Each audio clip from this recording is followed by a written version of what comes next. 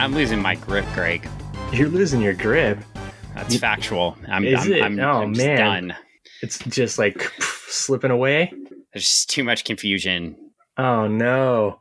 I can't get It had to happen. Is he on a watchtower? Is that Might be. I don't know. could be. That He's leg not along though. it.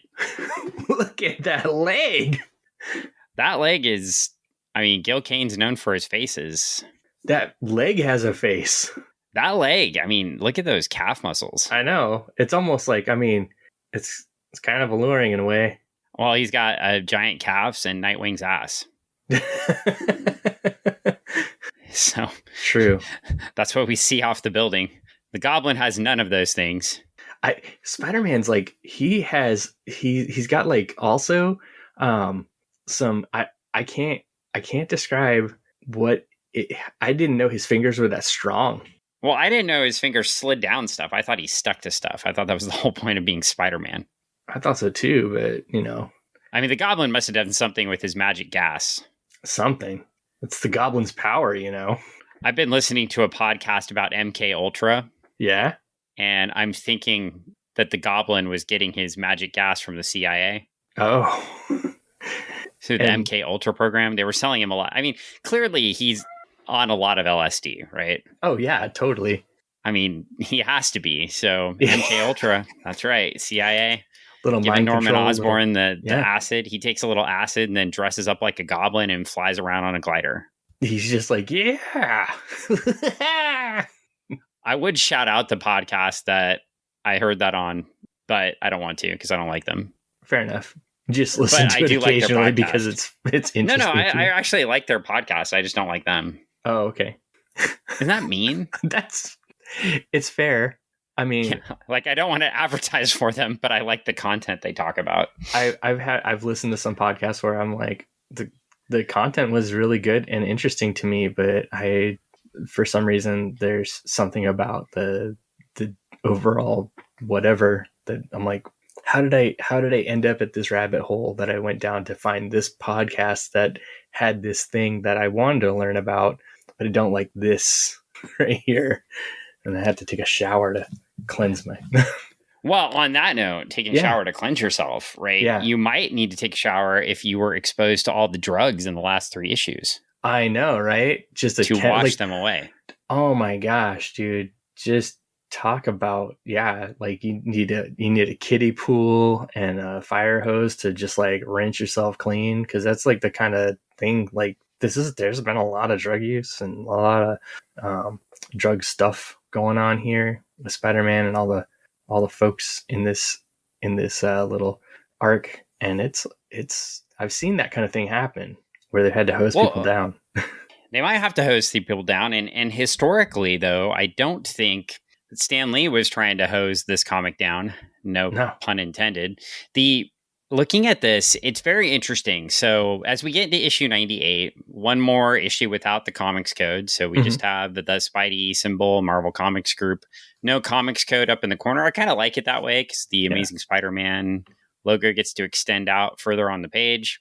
Yeah. And, it does that half circle thing at the top. And we've got this piece here where I think it's time, before we get into the story a little bit, I do want to contrast this back to the Green Lantern, Green Arrow books we covered. Okay. And the approach Marvel took. And we'll get into the story because, of course, I'm dying to find out how Mary Jane's going to interact with everybody. I really want to know about Harry and his drug addiction and see if the hospital actually help him. I want to see if Spider-Man's going to get away from the Green Goblin. I want to see if Norman's going to wake up and actually go back to being normal Norman. I want to know if Peter Parker's going to get his job back. I want to know if he's going to have any money. I even need to know if he's going to have a place to live. And I need to know those things. But before I can find out these things, what I want to say is this. Okay. After looking at the books and thinking about them, and I'm stealing a little bit from the American Comic Book Chronicles, 1970 to 1979, a little bit back to that source, but something I don't think most of the sources have discussed in great detail. DC put their drug issues in a book nobody was buying. Yeah. Marvel does their drug issues, and Funky Flashman puts the biggest Spider-Man villain in the core story. So do you think Stan Lee was worried about losing sales by not having the code? And I think the answer is clearly yes, because he puts the Green Goblin against Spider-Man in these 3 issues. Yes. So in as much as we have this sort of altruistic nature, hey, we're going to do a story about drugs, we're going to break the code, this is wrong, we shouldn't do this. Sure, Stan. But you put the biggest baddie that Spider-Man fights in the story. True. And if a kid's walking by the newsstand and sees the Green Goblin fighting Spider-Man, they're not going to be looking for the comics code. They're going to go, Mom, Dad, I want the Green Goblin story. Right. Because they see the Green Goblin and they're like, I want the Goblin. So this whole altruistic, hey, I'm doing this thing to expose, to let people know about drugs and to tackle a major issue in society and all of that. Yeah. But even by the 3rd issue of the story, there's nothing about drugs on this cover. No. It's the Goblin's power, Spider-Man's losing his grip, and we've got an all-out fight between Spider-Man and the Goblin. Yeah. It's a cool cover. It is a super cool cover. Except I do not get why Spider-Man is sliding down the building, but I think we're going to find out because I bet it was the magic gases. Totally. It had to be. A look at the emissions coming out of the back of the Goblin's... Oh, his glider? His glider, yeah. What are you going to call it? His standy thing? No, it's coming out of his ass maybe, but that's where he keeps his purse. So yeah, he keeps his goblin bag. Yeah, his bag of magic LSD tricks. Yes. All right, well, we're on to the first page, and we have the same crew as last issue. We've got Stan Lee writing, Gil Kane penciling, Frank Giacoia, and I'm going to mess up the name every single time, the inker that we found out had actually done a lot of stuff, but we had never heard of. But we do have a change. Artie Simex on letters. They do seem to go through letters very quickly on this book. It's a new letterer every book. Yes. And we get the first page, and we've got nothing about drugs again. No. Though Harry's in trouble, so we do know about that. So Harry's not to the hospital yet. Harry's in the apartment, and here comes the Goblin. Oh, man. And we get the dramatic... Just as Peter Parker is about to summon the doctor to aid his sick friend, Harry Osborn, disaster strikes in the person of Harry's father, the dreaded Green Goblin. Oh. Danger and drama, such as you have seldom seen, or to paraphrase the immortal bard, a tale of fury and fantasy told by a master of signifying everything. What? Whoa. I don't remember that. Funky Flashman? Well, anyway. I mean, it's paraphrasing, sure. And we get some drama already. Here comes the Goblin, but Peter is worried. He's like, I'm scared. He's worried about what's going to happen to Harry. The Goblin bursts through a window. Mm-hmm. And he's like, I don't even have to do anything to you. Aha. He's a new weapon that will nullify his power. Oh, okay. That's probably always flying off buildings. But he's there holding Harry Osborn in the Supergirl pose. Yeah. Oh, yeah. Except way before the Supergirl pose happened. For people that don't know, they'd be like, is that the She-Hulk cradle? Is that the She-Hulk thing? The She-Hulk cradle? I would be referring to the Crisis on Infinite Earths cover when Supergirl died. Yes, I know. Well, anyway, he's saying this isn't a trick, and Harry's hurt, and the Goblin's freaking out. He's like, that boy in your arms, I think I know that guy. Gotta get out of here. Yeah, what is the amount of acid you have to take to forget your own son? I don't know. I can imagine it varies from person to person. I'm pretty sure his tolerance is, he's been taking it for a while, I'm sure. So, but it clearly drives him off the edge. He really needs to stay away from it. Yeah, oh yeah. It's no good for the Goblin. This has got to be what this is a reference to, right? Am I crazy? Maybe. Anything to. What else would drive somebody to get into some cool threads and Goblin Well, costume? all I do have to say is that glider is a major polluter. It doesn't pass California emission standards, so I'm glad it's in New York. I'll bet you if the Goblin was around today, totally electric, quiet as could be. Yeah, that thing's got to be loud. I think that's part of it, but that's part of the appeal, isn't it? Like that thing comes roaring up and you're scared. Just imagine though if it was like super quiet, electric, like a Segway scooter. Just like That would almost be creepy. Like he'd startle people to death. I would be scared. I was walking down the street and somebody like rolled up on like a electric scooter, and I was like, "Wow." Well, on the next page, Gil Kane channels like the 1940s, and we've got an ambulance from the 1940s coming. Oh, I thought that was the Ghostbusters. I ain't afraid of no ghosts. That's right. They're in New York. I ain't afraid of no goblins. I ain't afraid of no goblins. So they're coming to bust goblins. Well, he gets his friend to the hospital, and now Peter is bemoaning everything in life again. Oh, no. And then he blames Mary Jane. All her fault. Oh, wait, no. Now it's Harry's fault. He was too weak to cope with rejection. Yeah. Wait, but loving a girl can drive a guy bananas, so it's the girl's fault now. Oh, he's trying to get Gwen off his mind again. Oh, goodness. Ugh. And then you see Gwen. I thought being an ocean away would give me a new outlook, but it doesn't matter. I still miss Peter as much as ever.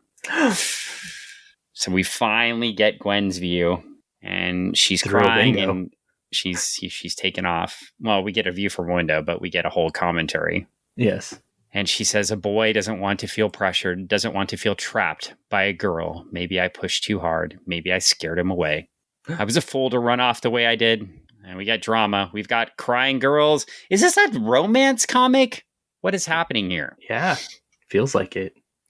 Why didn't they just put that big crying Gwen on the cover? I mean, you're going to get some of the readers, but not all the readers. That's fair. You know, you put the goblin on the cover, you're going to get all the readers. That's fair. Funky Flashman knew his business. He knew his business. Well, now he's looking around trying to find Mary Jane, which is funny because he's finding Mary Jane while walking by drug dealers. But he finds the drug dealer and he's like, you're the creep who sold him those pills. I'm not sure how he knew that. Did he see him when they interacted last time? I think so, maybe. I thought Harry went around the corner and talked to this guy. I think he went around the corner, but I think Peter did see them taken off together. Yeah, define this guy who sells the pills. So he's like dyeing his hair blonde, or is he dyeing his mustache black? That's a good question. I'm assuming he's dyeing his hair blonde. Okay, I mean his suit is fantastic, but that orange turtleneck with it is a bad look.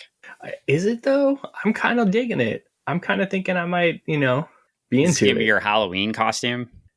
Dye my hair blonde, grow out my mustache again. Yeah, I guess we're spoiling it too. If I release all of these episodes in the right cadence, this one will appear right after Halloween. So everyone will know what I was. They'll already know what you were, but I could always put it out before Halloween. But right now, yeah. So a little bit after Halloween. So we're gonna know what Greg dressed up as, but you're not gonna really know what Greg dressed up as through the magic of podcast radio. It's not like we have pictures, unless you put a picture up of this guy. We also don't exactly know yet. But you know how you can find out what Greg wears on Halloween? Well, you can look up the Retro Emporium. Oh, yeah. In Kent, Washington on Facebook or Twitter. On Instagram. And I believe it's Retro Emporium Kent. Is that correct? Yeah. Oh, so that's how you can know. But back to the story. That's all the advertising you get today. That's fine. Fair enough. But back to the story. So... creepy black mustache, twirling mustache drug dealer calls in his friends and they're like, this guy thinks he's a hero. And they all bring him around the corner. And of course, Peter beats the snot out of all of them. And then drug dealer, of course, pulls out a gun because that's how we solve problems. That doesn't work either. And Peter beats him up and Peter stands over him. And yay, we get 2 pages of Peter Parker beating up drug dealers. Without his costume. Okay, cool. I like it. Straight up just handed them a beat down. I like it. Yeah. Solid. I can see him being so mad about this that he would just pummel the drug dealers. Just be like, you guys messed my friend up. It's go time. And he even says on page 9, even though I tried to hold myself back, they still may get suspicious, but let them. None of them can prove anything. And I wouldn't have missed that little session no matter what. So he's pretty proud of himself. But he didn't really help solve the problem. He just beat up the drug dealers. They'll just be back there tomorrow. They'll dust themselves off and sell the dust again. Wait, or the sheets. Yeah, or the pills. So, well, I think What was Harry on? Harry was on uppers, right? I think. Or was he Yeah. on downers? Or was he on both? You know, he was on both, I think. He was taking a little bit of this and a little bit of that. He was on Sometimes, the lewds. yeah, he needed this, he needed that. All right. Well, now we're back into the newspaper office, and Ben and Jonah are talking, and he wants to run a story, and J. Jonah is like, this kid's father is one of the biggest advertisers. He's not going to like us printing the story. And Ben Riley, right? I always mess it up. Yeah. I'm going to pretend I didn't hear you say that, Jonah. You never squashed a story before because it might lose some ads. And Jonah's like, simmer down. I'm not doing it now either. I just want to talk. That's all. How will you run the story? What angle will you use? Ben says, I'm showing the drugs aren't just a ghetto hang-up. They hit the rich same as the poor. I've got it all figured out. It's everyone's problem. We've all got to face it. Well, don't just stand there, man. I want it in the next edition. So the newspaper's now on board. We are, and I do like this approach in the sense that I do appreciate them taking a stand that this is not a race issue. Yeah. It's everybody's or even a class. Yeah, it's not a race or a class issue. It's everybody's thing, right? Right. And especially when you have, I mean, what we know now, right? Like, it's interesting. Again, they didn't know these things, but when you have the CIA literally selling acid to people, being basically the sole supplier of acid, and when you have the federal government releasing crack into the city, right, and cocaine, to addict African Americans, when you look at the drug penalties for crack versus powder cocaine, right? And what that did to families in the inner cities and splitting people and putting them in jail for inordinate amounts of time for far less drugs, specifically targeting African Americans. We know that historically now. I can't say the comic was necessarily immune to siding with the government, right? The same as the Green Lantern, Green Arrow comics. But what I can say here is at least they're trying to make this a cross-societal problem and separate race from the issue, right? They bring up race, but then they challenge that notion and they run with the story that it's not race. So even J. Jonah Jameson doesn't want to make this a racial issue, right? They want to make this an everybody issue. Yeah. Okay. I'm good with that for now. That's fine. You're like, okay, Dan, you can be good with it. No, I'm with you. I'm tracking. Well, now we've got Spidey back, we don't have Spidey back. We have Peter walking through the city, and of course he's thinking about the Goblin being on the prowl again, so he has to go change into costume so he can get ready for the final showdown. The final showdown. And we're good. Yeah. And he said, I've got to face him. There's too much at stake to chicken out now. Doesn't want to lose his secret identity. No. And poor Harry, he's his best friend's father. We got a lot of drama going on. Oh, totally. And now he's ready, and he says, I feel like an inmate saying the outside world is mad. Nuts, I better tend to business before. And he says, it's him. It's the Goblin. And he tries to jump onto a building, and it doesn't work. And then a glue bomb gets thrown at him. But then he does stick to a building. So I'm not sure what's going on. Maybe I do think it's ironic that the Goblin uses a glue bomb against Spider-Man, who likes to glue people with his webs. Maybe it's because, you put flypaper down to catch all bugs, right? That's sure. Okay. That's good. Yeah. That's what the Ortho Man does. Well, we get some pretty fantastic scenes here, fighting scenes. Spidey is diving everywhere, trying to dodge the Goblin. Messing up another building here and there. Goblin's talking a crap ton of smack. Like, even your webbing is useless against me. I'm the Goblin. He strikes him around. He hits Spidey in the face. Spidey sliding down a building. Okay, that's where that scene's coming from now. He's kind of sliding down the building, but he is sticking to the building.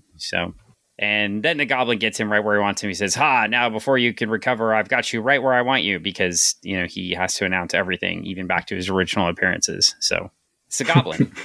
That's what he does. Yeah. It's like he's got his own scripted monologue running in his head. He's like, I got to get it all out. Yep.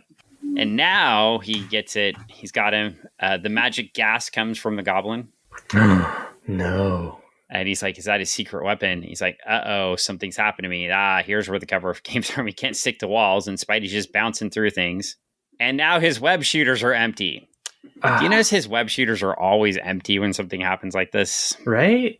Man, It's you would almost think like he he would should have a backup somewhere. I was just thinking that, like in his feet or something. And he says, I'm out of web fluid. I can't stick to walls anymore. And facing a murderous madman who's out to destroy me. Well, anyone can be a hero with the odds in his favor. Okay, so Spidey's still game to fight. Yeah. He finds one of those flagpoles I talked about in the last. Oh, yeah. Yeah, they're just always there. They're everywhere. And they're strong flagpoles, right? The strongest flagpoles I've ever seen. Yep. They hold the weight of a human, of a grown man. I mean, I just put up a pull-up bar in my garage. Like it's, I had to drill it into the whatever, into not rafters, but yeah, I guess it was the rafters technically. So sure, yeah, it holds me pretty well, and I'm much fatter than Spider-Man. So, and there he goes. He's still fighting on without the webbing. Oh, and now he's okay. Now he's going to go for the triangle again. Okay, so he ambushes the goblins flying around, a little cocky because he knows he got Spider-Man with his stuff. Aha! And he's like, Parker, where are you? And then Peter jumps right down on him, or Spidey jumps right down on him.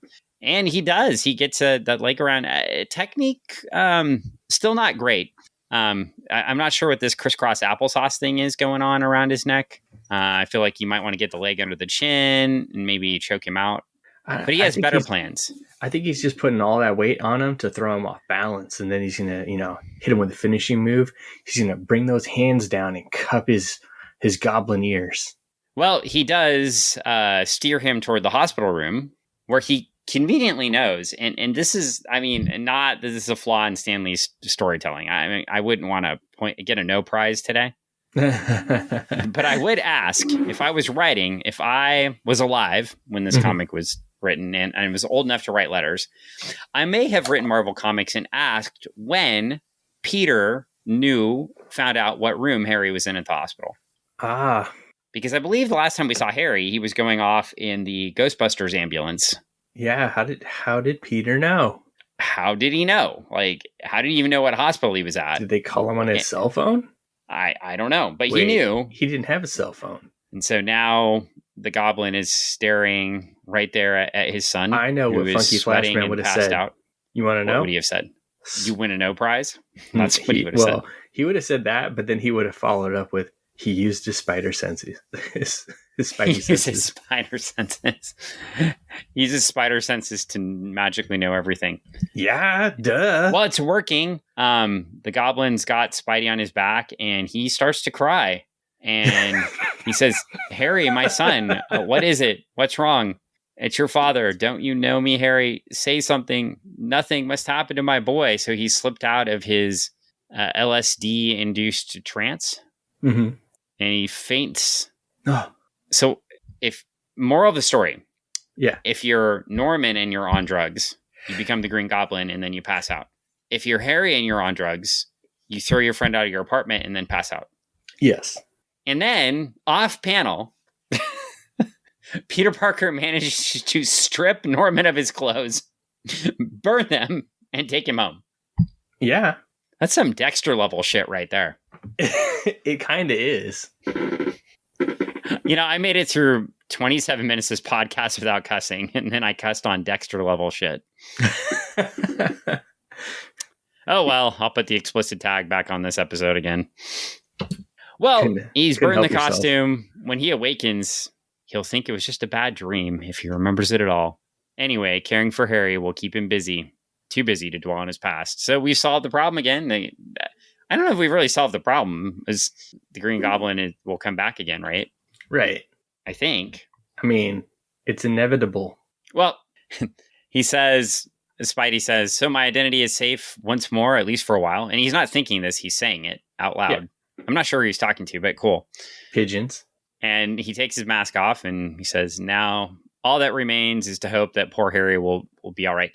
Do you think that Gil Kane just took his mask off all the time because he wanted to draw his face? I think so. I mean, okay, you're a great artist that can draw amazing faces. And a majority of your facial drawings of this character are with a mask, and you get pie plate Peter Parker. Yeah, that's fair. Well, birthday plate Peter Parker, or you could take off his mask and have him run around the city maskless. whooping on bad guys and, doing all these great expressions as Peter Parker. Well, it's very cool that he changed his out of his costume because he's walking down the street as Peter Parker, and lo and behold, there's Gwen Stacy. No way. She's back. She's back. And they run to each other and they embrace. And we get to final. And now, before we eagerly count the days till next issue, we just want to ask you one little question. Who says we never give Spidey a happy ending? Aww. I believe that can be interpreted many ways.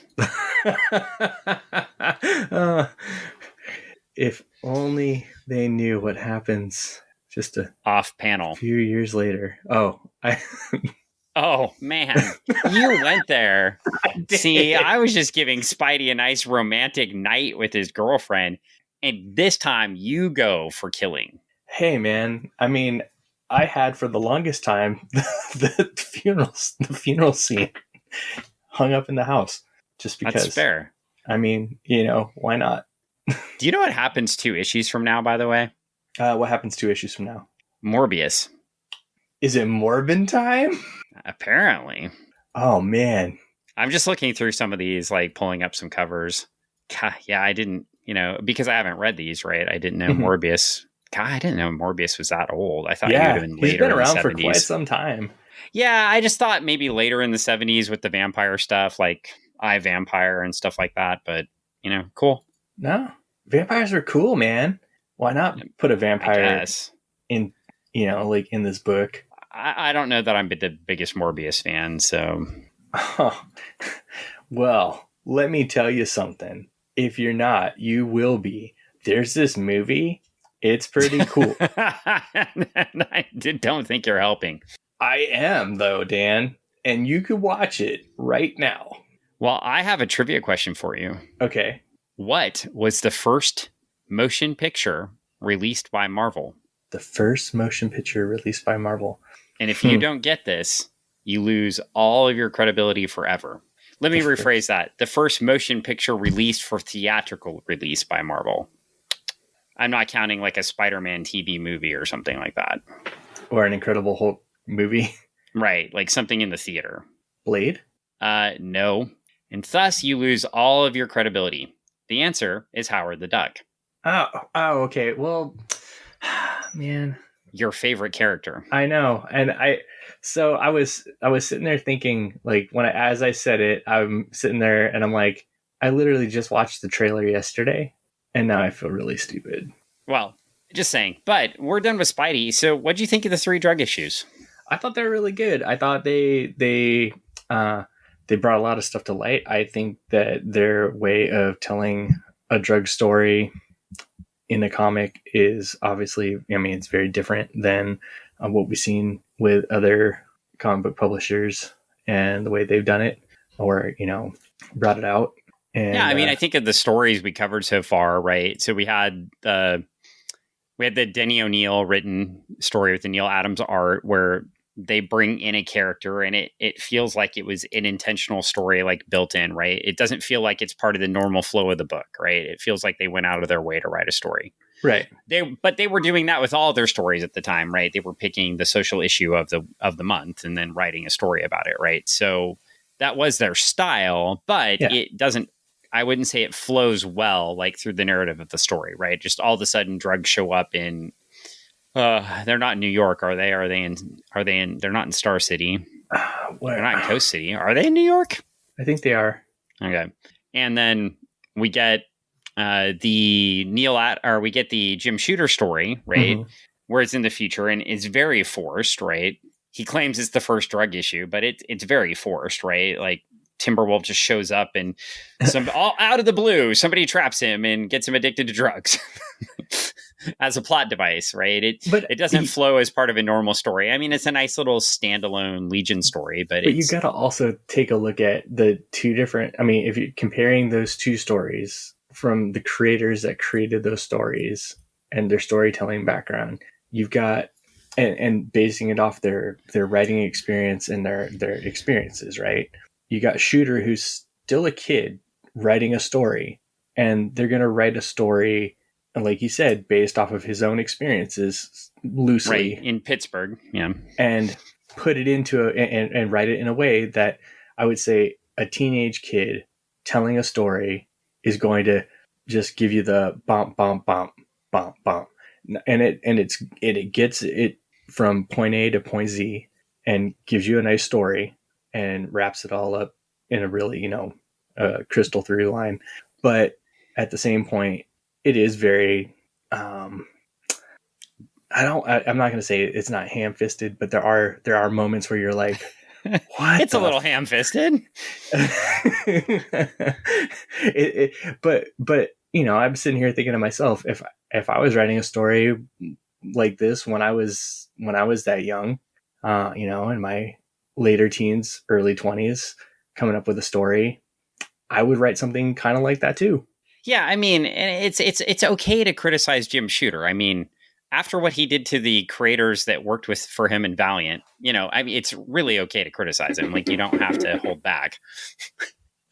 It's not like the man's had a perfect career where he's always been on the level and never talked shit about other people or cheated them out of money, right? Oh, yeah.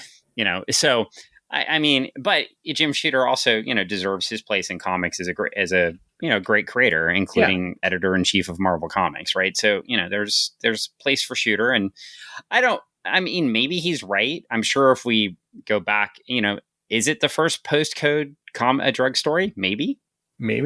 I haven't seen other ones to pull out there. So, if one of the readers wants to pull one out, listeners wants to pull one out. If our one listener wants to share one with us, hey, we'll review it. Yeah, we'll check it out. Why not? With this, I think that, and then Denny O'Neil was younger as well at the time, right? Mm-hmm. And still writing a lot of social issues into his stories. And working with Neil Adams, who, you look at Neil Adams' career, as eccentric as he may have been with some of the space alien stuff later, but at the time, wanting to draw those issues, right? And obviously his support for creator rights and his advocacy. So you have two young creators who are advocates for something. I think what Stan Lee does with these stories, to his credit, even though I've been joking about Funky Flashman a little bit, is Stan Lee has always said that New York is a character in the Spider-Man stories. And it very much is a character. I mean, we see that in each one of these issues. If it weren't for the city and the different things that make the city what it is, Spider-Man and the Green Goblin and all the different things that happen that make the story what it is, wouldn't be as fantastic. It wouldn't be as amazing. Well, and even reflections of the city at the time, right? Mm-hmm. If you go back to the Velvet Underground's Heroine, right? In the story, in the song, Lou Reed, I forget the exact where lyrics are, but Lou Reed basically says, you need to get out of the city to get away from this. Mm-hmm. As he's singing his ode to heroin, right, for the Velvet Underground. So, you think about what was happening at the time, what was happening in the cities and the commentary on the cities. You didn't think I was going to pull a Velvet Underground reference out of this one, did you? No. But, I mean, but it fits. You got that. I mean, you got stuff that, you even have you got the Velvet Underground, you got CBGBs and all the proto-punk and everything that's going on in those scenes at this time. Gigi Allen, it's a lot of stuff going on in the city and people getting into a lot of stuff. And critical of the city scene, in fact, like this desire to get away from it, but being trapped in it, right? I mean, I would say, through obviously Lou Reed releases Perfect Day later as well, right? But when you look at the songs and how they interact with the city, it's almost like, hey, I reject the city, but I embrace it, right? Mm-hmm. Like I give in, and I give in to what's there. So yeah, it's interesting. And I feel like the city does give and take away from Spidey in this story, right? And even in how he interacts with the Goblin, when the Goblin removes his powers, all of a sudden the city becomes almost a nemesis in the sense, like he can't stick to buildings, but then it's his city. So he figures it out. He knows exactly where the flagpole is, right? He knows exactly how to get him to the hospital. He knows how to maneuver the city. And Spider-Man, drugs in the city are part of the story, but Spider-Man also uses the city of New York to beat the Goblin because he knows all the landmarks. and the Right. goblin in his crazed state doesn't. And so even though I think I get my no prize for not knowing what room Harry's in, Yeah. the story is Spidey is able to maneuver the city and bring things in. And how I does think he that's do it? yeah. Because he has spidey senses. So a little different than Green Arrow walking down the street and tripping over something and being lost in a gutter. Though Yeah. I think both the stories they both have the right effect, right? Just different. They're just different, right? Definitely. I love both. Yeah, no, I mean they're both very good stories. I like it is interesting too. I mean the when you put them against each other in that sense, you've got both heroes getting worked over by things that they shouldn't be and getting hurt, damaged, and just like taken down a peg a little bit and watching them get to a point. I mean, more so in the Green Arrow story where he's kind of like demoralized in a sense through most of it. He gets shot. He's worked over. His anchor gets the most of him. He doesn't know how to deal with certain things when he's trying to deal with Speedy, and he doesn't have a good grip on those things. And with Peter, when he loses his abilities, he's also fraught with, my best friend is going through this. His dad is going through this.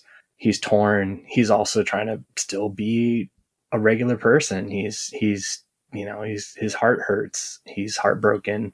And then he's got whatever's going on with MJ on the side. That's not really, it's like he wants nothing to do with it, but it's, what's going to happen. Right. Yeah. And I think also in the story too, the voice of reason is Ben Reilly, right? Mm-hmm. Oh yeah. Definitely. Is the conscious of the story. And I kind of joked about that with the Visage, right? Questioning, naming that the way Ben is drawn and naming him Ben, right? Like, but at the same time, I think one of the differences in the story is even though you have a white creator doing the dialogue, between the two stories too, you have the white superheroes trying to save everybody else and be the saviors of the city over in Green Lantern, Green Arrow. Yeah. And they point out race throughout the issue, but it's these two white saviors, right? Yeah. In the sense, you could argue that Spidey's the white savior, but that doesn't really how it happens in this story, right? It's Ben having the courage to push and publish the story against the white publisher, that this is an everybody problem, and to decouple it from being a racial problem, right? He wants to uncouple it and point out that this is an issue everybody should be dealing with, right? To push it in the face. And was it the first issue where Norman, the very first, it was 96, where they were confronting Norman with it as well. Mm-hmm. And where he gets all like his heckles up because he's like, don't talk to me about this. I don't talk to me, hard for my money. And it's like, it's not about that. It's about what you do with your money or you're not doing with your money. So still acknowledging white creators, but in the sense too, this seems much more reflexive of the city. And it seems like the right people are arguing for things in this one, as opposed to the other book where maybe not the right people are the heroes. Yeah, but I think, I mean, again, I'm nitpicking now. No, that's okay. I mean, like that's what we do here. We're dissecting it. We're taking it apart. As we start to delve into it and take a look underneath that layer, somebody else that's never read these things, they might go and take a look at it and they might go, oh wow. And it's one of those situations too. It's like, well, how would these comics, and I mean, this is more of a question, more of like a, it's not like a question that needs to be answered, right? How would these comics be done with today's take and situations, right? Yeah, and it's interesting. I don't know that we can have this comic today. I don't think we could have the Green Arrow and Green Lantern comic at all. Well, that one for sure, right? It would be written a completely different way. Yeah, and I mean even all the way to the end, because there's so much that happens all the way through that there's a lot of stuff that happens that's just that doesn't sit right in today's world. But I mean, with this, I think the Spider-Man story is grounded enough and has enough voice in the right places. I Yeah. think there would have to be, I'm sure maybe a different, there would have to be different diversity takes and stuff like that on the staff, but to get everything to fit the right way. But I think this story would hold up better than the Green Lantern Green Arrow story for sure. Now the Shooter story, on the other hand, that one's solid. Wow. That came out of nowhere. I know, right? You're like, huh? And I'm like, it just would. It just would. It still stands. Solid. Well, I don't know if you're ready. I don't know if you're ready for what's next. What's next? I don't think you are. I don't know. Well, you see, things have changed in the world. Yeah. And it's time for us to embrace Nancy Reagan. Are we talking Nancy Reagan that we grew up with, or Nancy Reagan of the 40s? I'm talking the Nancy Reagan we grew up with. The Nancy Reagan of the 40s is much more fun. Yeah. I mean, just what I understand from history and all. But yeah. Well, we have an issue. So the Teen Titans were the best-selling comic book for DC in the early 80s. Marv Wolfman and George Perez come over to DC Comics to recreate the X-Men basically in DC Comics. Yeah. And of course, in cooperation with the President's Drug Awareness Campaign, we get an issue of Can the we Teen just say Titans. no to this one? Nope. Oh, did I get the Nope award? Yep, you did. And we're going to cover it. An issue so important that they don't even let Nightwing in the book. Wow. Or Robin. Wait. Neither? Yeah, I believe it's still the Robin era because I see a Kid Flash in the background. Mm-hmm. So it was 1983. And yeah, there were a couple of these released. Was it because his costume was too spicy? Maybe the ass. Yeah. Couldn't fight drugs. Couldn't fight drugs. Well, I mean, technically, come from an acrobat family, always high. I don't know if I can handle reading all three of these. No, we're gonna do it now. Now that you're gonna make me do it, we're gonna do all of them. I think probably I'm trying to see. I asked if we could say no. You said no. We have to read it. I don't think they're all different, so I don't think we have to read all three of them. We're gonna do it. We're gonna do it. Well, if they're the same book, I'm not reading it twice. But anyway, we're definitely reading the Keebler one for sure. Okay. Because there's nothing better than Keebler Company presents DC's The New Teen Titans. And guess who's on the cover? Our friend Speedy is back. Hey, he's back. Does he bring treats for everybody? Oof. I hope not, because I don't think Nancy Reagan would have signed off on those. Yeah, probably not. So yeah, that's what we'll be into next. We'll be into some 80s drug issues, and these are going to take a bit of a different tone. Okay, interesting. I'm looking forward to it. And knowing history as we do, I don't know how I feel about this tone. Yeah, it's going to be interesting. So we will see. And I really don't know who this guy in the purple costume with the star on the front is that is leading the team. He only leads them for like 2 pages until he's killed by a drug lord. I think he's a special character they made just to replace Nightwing. Oh, okay. But you know what? We're going to find out. I mean, he's maybe really this is a character I should know about. Yeah. I don't know. It's called I'm Purple sure Star. Our research will figure it out. But on that note, we probably shouldn't spoil this because that's what's up next in our continued deep dive into drug issues. We are going to have a comic with Speedy, Starfire, Wonder Girl, Cyborg, Changeling, and Raven. All right. And Magic Star Guy. Magic Star Guy. I literally have no idea who this character is. I don't remember. I read this book when I was a child, so I don't think I've read it since. I just know it's out there. Yeah. It was because it was the Keebler Elves Present. Well, which is interesting that I even read this book at all. I don't even know where I got it. I know I have it, but see, we didn't have Keebler cookies at my house. We had like Hydrox or like the off-brand cookies. The ones that came from Mega Foods? Yes. Yeah, that's what I'm talking about. Straight up off the weird, not lit shopping center that was Mega Foods. Ours probably came from those like the bulk food area of Mega Foods. You oh my gosh, the big barrels.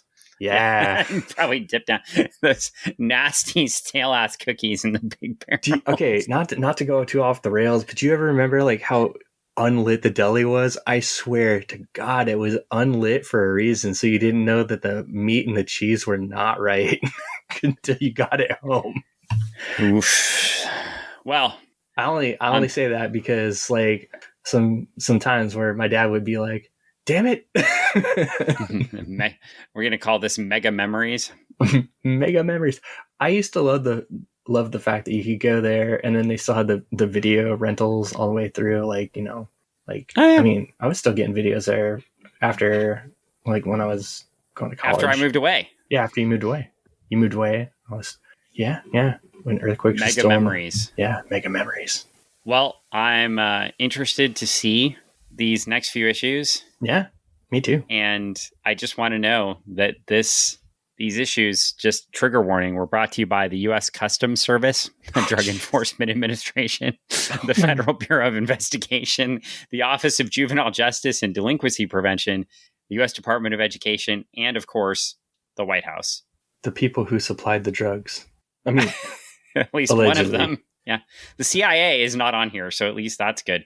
Well, but the agency that smuggled them and the agency that supplied stuff to the inner cities are both on here. So yeah. Allegedly. There's no alleged about it at this point anymore. It's no longer alleged. These are. I was always told that you need to say allegedly. Yeah, no. No. The New York Times did a good job shutting down those articles in the San Jose Mercury News. Oh, yeah. Or should I say the LA Times? My bad. Gotcha. Yeah. Okay. We had because the mainstream media is always honest and fair, just like Nancy Reagan was when she told us to say no. Yeah.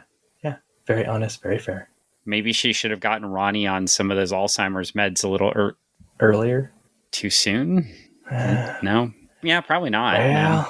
Well, not too soon. But before you go off into a Ronnie and we go on for 10 more minutes, we better end this one because we've got plenty of Nancy Is it and bedtime Ronnie for Bonzo coming up. I think it's just time. Did Mr. Smith go to Washington? I think it's just time. Okay, it's just time. All right, it's just time. Yeah, it's just time. Well, till next time. Yeah, till next time.